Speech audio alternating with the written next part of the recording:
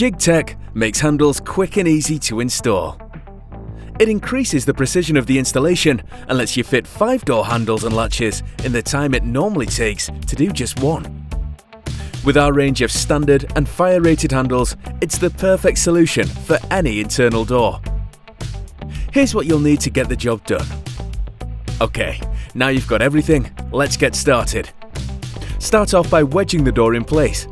Measure the desired latch height and draw a line on the door edge using your set square and pencil.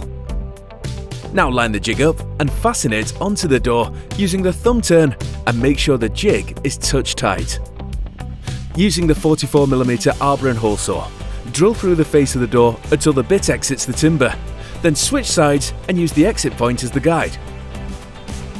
While applying low pressure, continue drilling. Once this is done, remove the core and any dust or debris. Now using the 25mm arbor and hole saw, drill through the door and remove the core and jig.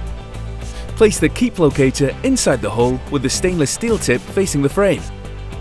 Then close the door and using a screwdriver, push the keep locator into the frame to create a center mark.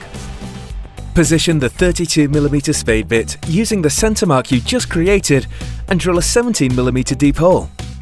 Insert the metal dust box into the hole, making sure the pre-drilled holes are horizontal and then secure to the frame. Mark out where the strike plate will sit with a pencil and chisel out the recess for the plate.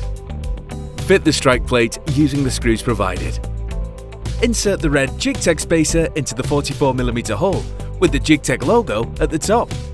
Then insert the latch into the 25mm hole on the door edge. Using a latch tapper, place around the latch and tap in until flush with the door edge, taking care to avoid hitting the latch bolt.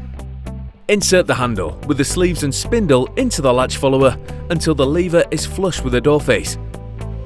Make sure that the receiving handle is secure within the door face.